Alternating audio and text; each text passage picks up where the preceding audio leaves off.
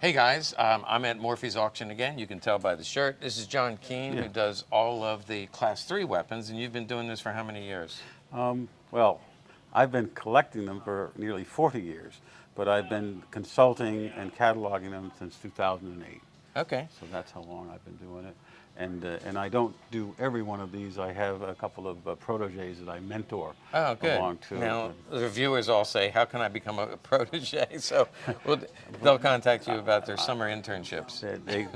They definitely are welcome to do that, but I get a lot of people who contact and would be wanting to come in and do this. Okay. So there is a line, let's put it that way. There is a line. Well, we want to talk about some guns. They have an upcoming auction May 18th, and so if you want to take a look and bid. Now, right off the bat, I want to clarify, when you're looking at the descriptions, you probably, as a viewer, and if you're really in the market to buy a machine gun, you want to look for something that's fully transferable. They have what they call dealer samples, but then it's restricted if I go to sell it. Oh, well, first of all, I have to be a dealer, so you talk about that. Let me talk about that. When you look at the catalog, you'll see right in the heading, right after the heading, it'll say either Curio Relic, or it will say fully transferable, or it will say pre-86 dealer sample. The pre-86 dealer sample guns can only be transferred to an active FFL SOT dealer.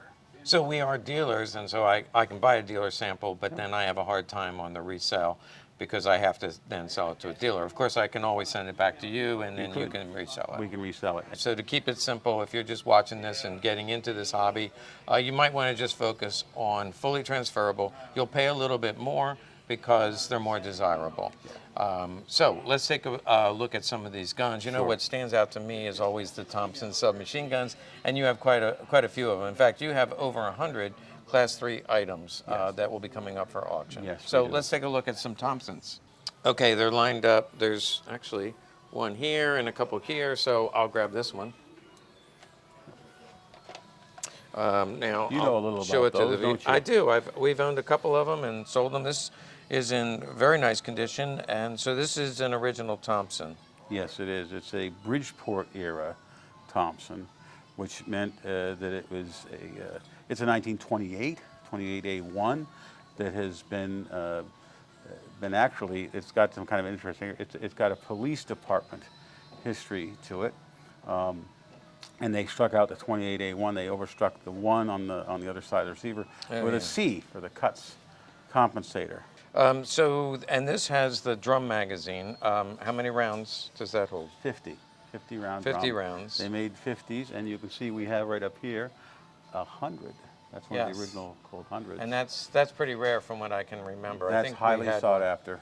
Yeah, we had one and sold right away. That's the police marking then. Yes, police marking, and you can see where they put a chiseled in the 10 here, and they put a very nice 10 here, and a very nice 10 here. That would have been a proper police property marker. So did this start out as a commercial gun and then go to the police, or was it military? Well, one of the things you can look at, you can look and see if there's any military markings on it. I don't see any of the military markings. I think often there's an inspector stamp. There would be a cross can. There might be an inspector stamp here, there. Sometimes you'll see British proof marks on there. That is not on any of these. Not to say that the 28s didn't go into military service. They did, and they weren't always marked either. Okay, what's the estimate on this? So ballpark. I know you have a high and a low. Yeah, I expect that's going to be somewhere in the high teens at the low, or into the 20s. Okay.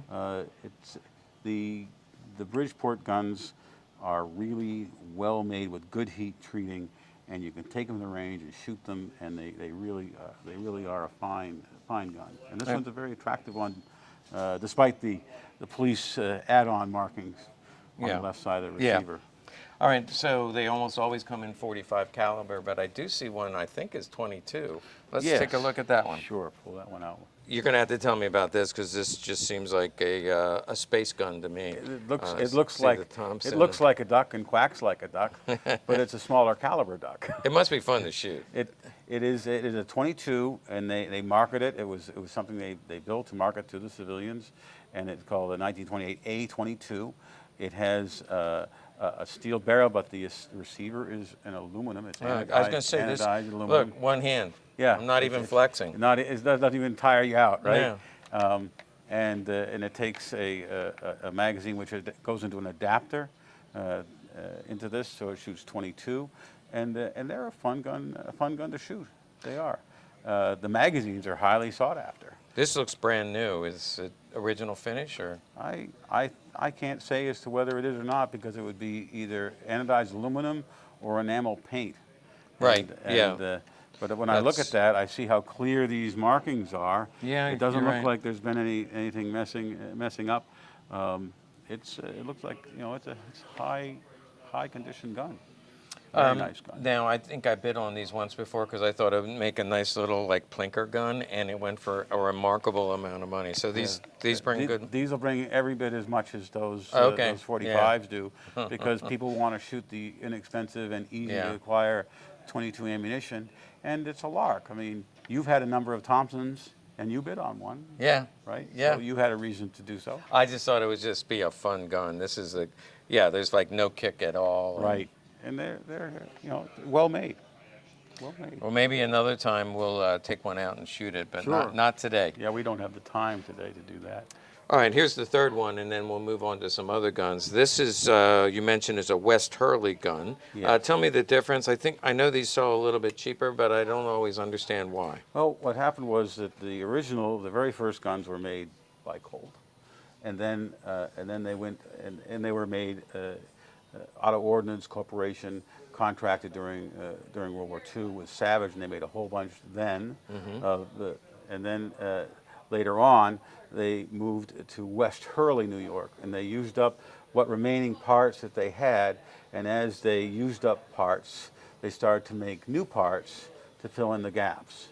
And the West Hurley guns are later, and they don't exhibit the same finish that the earlier guns do. Yeah, I can see right away. This looks brand new. Yes, and they made those West Hurley guns right up until 1986, when as long as they could get and make transferable machine guns, there was a market sufficient to do it. But after 1986, and the restrictions were placed on private ownership of machine guns, that cash cow stopped. Okay. For Auto Ordnance. They do make the semi-automatics still, and they're out there with longer barrels. We've sold some semi-automatics. Yeah, and they have the longer barrels. But this is, you could say, is an entry-level Thompson. Okay. These guns are, guns that are in the teens. You can get into the higher range with them if you've got things like boxes and accessories and things like that. Because there is a buyer, and what they want is a high-condition gun that looks like new with all the accessories. And there are multiple people who want that. They don't want to have a gun that shows wear or so forth. So, as my wife likes to say, for everything there is a customer. Absolutely, she's right. Everything is a customer. All right, am I looking at a BAR there? Oh, come on. No, this is actually not too bad. And BAR is what caliber? This is 30-06. So same as the Garand. Same as the Garand. And this one is a particularly interesting one.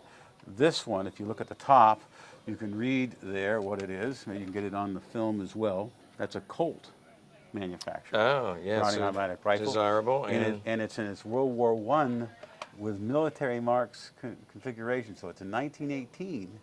And you can see it does have the military marks on it. And is that the Springfield proof or the flaming bomb? That flaming bomb right here, and you see the cross cannons here as well. And you can see the date of the December of 1918. These are just very attractive guns with checkered wooden forearms, wood stocks. This flash hider, that's a dead giveaway. If you see that kind of a flash hider on a VAR, that's the early flash hider. So very desirable. I'm thinking maybe refinished because It's refinished. Okay. It I was has been going to say it's the finish looks brand new. Yep, it is a top quality professional refinish of a highly desirable model. Adjustable rear sight. Okay, I want to own this gun. What's the ballpark? Well, I expect that gun's going to bring you into the 40s. Maybe I won't. No, It's well, you know, people say, okay, how much do I spend on this and that? yeah. You know, with what automobiles cost these days and what inflation is doing these Mm-hmm. days, your dollars seem to be worth less Right. every day. Well, that's why sales are so good for us. And People see it as a hedge against inflation. well, if you don't trust the stock market, these have traditionally been a real good place to park your money to keep a pace with inflation. And you get to enjoy shooting them, you get to enjoy owning them, and showing them to your friends. And Curious is the mag capacity. 20. 20. 20. Okay, it goes quickly. But Well, when I watch the war movies, they when it lay down cover, they use this to lay down cover. You know, we want to move our position. You just start spraying, and everybody ducks. Yeah, the Browning automatic rifle was the mental thought or the paradigm about tactics were walking fire. You could be moving forward on the attack, and this was a portable firepower Right. weapon. You notice it has no carrying handle. It has no bipod. That is the World War One. Okay, World War I configuration. configuration. That's what it is. All right, let's keep moving. Sure. Hey, John, I just found another one. A little bit different, but this sure looks like a BAR as well. It is. This is a Swedish BAR. In 1921, the Swedes took some of the lessons learned, some of the recommendations. Said, "Gee, we'd like to have a bipod attached." Well, here's a bipod. They wanted to have something that would protect the handguard from overheating when you shot it too much, and they have an aluminum shield Okay. inside the handguard. Someone said a pistol grip sure would be nice to help it make it more controllable, and we have a pistol grip here. Okay. This is the early 20s. This particular one was made in 1928. It still retained a checkered furnishings. This is in 6.5 Swedish. Swedish. Now, so this was a licensing agreement? They did. BARs went over and they were made at FN, and they were Okay. also made in Sweden by Okay. Carl Gustaf. But not the Germans. The Germans didn't make them. No, the Germans They, did not they make had them. their own machine Yep, guns, and yep. we'll actually look at some German And the machine Polish guns. had some too. Okay. Polish had some too.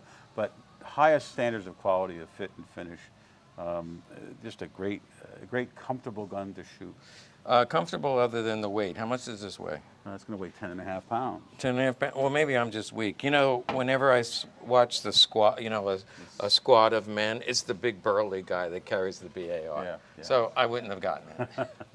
My All right. father was in the Army. He said it was the small guy who got the BAR, and the big guy got the M1 carbine. That seemed to be what he Yeah, it sounds like military logic. So following in the footsteps of those large but yet carryable machine guns, what are these? These two stand out Well, to me. the top one is an M60 with the E3 kit on it. So it's somewhat lightened version of the M60. It's a belt-fed weapon, but you can see it has a foregrip, it has a bipod, and it was pretty much a favorite of American soldiers. Always a favorite for collectors too. It really has captured the imagination of the American collector. The one below it is an M16 with a Colt LMG upper on or on it. So that's why you see that large, heavy barrel, vertical foregrip, and the rectangular handguard. The Colt LMG would normally have been a full auto only, so you have safe and full. This Okay. is really a combination of the two, the heavy barrel, together with a safe semi and auto switch. So you kind of get the best of both. What's the beast underneath? That is the great classic Browning 50 caliber M2 Yes. heavy barrel machine gun. Very, very popular gun right now, and just heavy. That's why we have the barrel off. Easier to move it around with the barrel off. Also, it fits in the case this way, which is what we want to do. Let's take a quick walk down memory lane here, and just go through. You got a mortar. Yes, that is a mortar. That's a 2-inch or a 50 millimeter mortar. That's a deactivated mortar. You can see it's Okay. cut through the center, and there's a bar across the top, so it's a display piece. The next one over is a Vickers gun. That's the latter, the World War II era smooth jacket Vickers gun. The next one down is a Bren gun. That's an early Bren gun. That's one of the most popular of the machine guns. Probably one of the best light machine guns of World War II. A development of the Czech ZB-26 and Okay. ZB-30. Okay. Next one down the row there is a Show model 1915. That's a World War I collector's item used by both the French and the Americans. The Americans were issued the Shows, and they were an 8mm Lebel, and then later we remade them, or the French remade them in 30-06. So this one's an 8mm Lebel.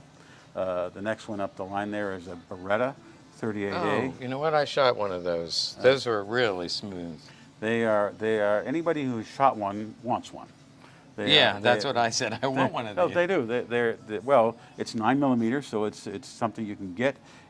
Magazines are more or less readily available. It's a high quality gun. It's very comfortable and controllable. It's just it is really a very popular machine gun. Can we skip up here? Sure. Because I love this one too. That is a British Lanchester. The Brits started out going with the milled steel machine guns, and they said, wow, look at that German MP-28 with the perforated shroud and the side magazine housing. Let's make one like that. We'll make it cheaper, though. And so this is their version of it, and it's a 9mm gun. Am I wrong that there's like a Bergman that looks like this? Yeah, the Bergman MP, the Bergman MP-18s That's look right, like that. MP-18. We had one. One of the first ones that we bought and sold was a Bergman. Yeah, or as I called it, a Bergman. Bergman. Well, the Bergmans that were the first of the submachine guns. If you discard the Villa Perosa, which was Italian, not really meant to be a submachine gun, the MP-18 was the first, and it took a snail drum, the same as the Lugers did. Oh yes, that's right. It came with now that you mention it, it came with a snail drum. A snail drum, and then in the 1920s they said we need to do something that's not as complex as a snail drum, and then they retrofitted the magazine housings to take a box magazine, and that would be the MP-18 System Schmeiser. So if you talk about MP-18s, for the people who are versed in such, if I say MP-18 System Schmeiser, that tells the person I'm talking to that, oh, that's not the one with the snail drum, that's the one with the box magazine. Probably some people are thinking, I'd never be able to afford any of these. What's an entry level gun? And I'm thinking, can I get something under 10,000? Yes, the next one right here actually is a Sten gun. Perfect setup. and that is a very, and it's a very, if you're going to get something that's affordable, a Sten gun is a great entry-level affordable gun. You can get into those generally for under 10,000 pretty consistently. And 9mm, lots of parts available, and they run, and they're a fun gun to shoot. Another lower, entry-level price point would come right down this way to the right here, and right here. A Mac? The Mac. The Macs used to be one of the least expensive machine guns, but now with the Lage attachments, Richard Lage attachments that they're making that go right on the guns, you can increase the performance of those guns to the point where they're on par with much higher and more expensive machine guns.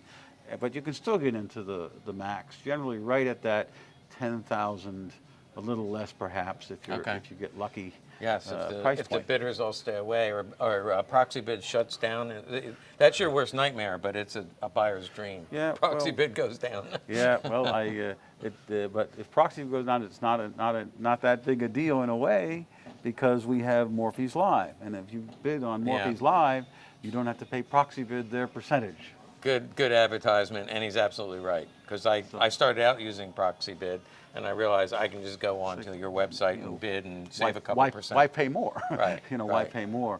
If I was going to see something else that would be an entry-level gun, the Ruger AC556, which you see right here, you see those two guns that look like dress-up. Those are dressed-up 1022 Rugers right here. But this one right here, that's a really fine. To me, it's very comfortable. What's the caliber? It's a 223. Okay. So it's a 223 Ruger, called an AC556. It's a select fire. It has automatic, semi-automatic, and a 3-shot burst capability. And Jonathan Sliner has made 22 conversion kits to them. Yeah, I like this a lot, and again, entry level. But you know, it's a lot of fun. This is probably not what you do, but you get Coke cans and you shake them up and you line them up, and they just go flying. and they it's blow juvenile. up everywhere. It's juvenile, but I enjoy that. It's fun. It's a fun thing to do. So yeah, but you aren't going to get into that for 10. It's going to go more than that. Okay. Because they are a good gun and a good entry level gun too. All those guns right there next to it, those are all 22s. Okay. Yep. This? That's a Ruger 1022. It's been put in a dress-up kit, if you I was would. going to say, this looks like a... It looks like a German MG42. Yeah, that's exactly right. Yep. There's a fake bar to pull back. Fake charging handle. And this is the real charging handle. That's the real charging handle. For the And it does have a bipod. And it has a bipod, and and those are fun guns to shoot. I really like the 1022 Rugers. It looks cool. I didn't realize it. When I was looking at it from that angle, until I picked it up, I thought, oh yeah, this is a German machine gun, just a mini. It's a mini-me. And it's a lot lighter than than its big Yeah, brother counterpart. yeah. No, that again, there's just one hand, no flexing. We've got a great little selection of 22s here. We've got 22 Rugers. We've got a Tipman up here. You probably want to. Oh yeah, let's take a look at the Tipman, and then we probably are out of time. But yeah, this Tipman. I've shot a Tipman, not this one. Yep. Tipman. This one is a scaled down Browning 1984, and so instead of being a 30-06 Browning, this is in 22 long rifle, and it takes a miniature cloth belt or plastic belt, depending which one you have, and it's a full auto machine gun. It's tightened up, but this will pivot back and forth. Yes, it will move back and forth. And then on the up and down and back and forth. Yep. And yeah, it's a fun little gun to shoot. And it's not so heavy that you get a hernia picking it up and taking it out to the range. Yeah, good point. And so you can see you can see a big brother right there. There's a 30-06 one with spade handles, right next to the Browning automatic rifle. So you can see how it compares in appearance. And this guy up here, is that full auto? That is actually a semi-automatic. Oh, semi-automatic. Semi-automatic. We've sold those as well. MG34. They're a lot easier to transfer, but Yeah, they're well, just as hard to ship. No waiting. No waiting. You just No waiting. do your thing. Speaking of waiting, how if I let's assume I have the money to write the check, it doesn't bounce, we're all good. How long is it going to take me to get this? Once you pay in full, we initiate the paperwork to transfer it to you. If you're a private citizen in the state of Pennsylvania, that could be a 6 or a 9 month wait. If you are a private citizen in another state, we would have to transfer it to a dealer in your other state first, which is that's very relatively quickly. We would do electronic file, and that can be a matter of days or a couple of weeks. That's what we experience. We get it to a dealer, but we do the same thing when somebody buys a gun from us. We ship it to their dealer, and they pick it up there. Right, and then they go through the process. Okay. If you're a Curie and Relic license holder, and it's a Curie and Relic eligible machine gun. Remember I said at the beginning how some of them are say Curie and Relic right at the very start of the heading. If you're a Curie and Relic license holder, we can transfer it directly to you as that Curie and Relic license holder. It's still the same long wait. That's still that 6 to 9 month wait, sometimes longer, sometimes less, but it goes right to you, and there's no dealer in the middle. Yep. And that's attractive to some people. And historically, that's been the case. I think during COVID it got worse, but it's back to where it was. It's 6 months to 9 months. It's doing pretty well. Yeah. It's doing pretty well. I had one where I submitted a transfer of a deactivated gun, mailed it on March 18th, and it was approved on March 31st. Wow. It's kind of a record. You know, you can get lucky, lucky once in a while. The dealer to dealer, the fastest dealer to dealer transfer I ever had was 15 minutes. 15 minutes. 15 minutes. 15 minutes from the time we pressed electronic transfer send to when the approval came back into our inbox. Well, this is not good for people who don't like delayed gratification, but if you can patiently wait, it's well worth it. They're a lot of fun to shoot, and you'll be the most popular kid on your block. Hey, thanks so much. Appreciate it. I got my Mickey Mouse gloves on. All good. All right. And I'll be bidding on the 18th, and hope you will too.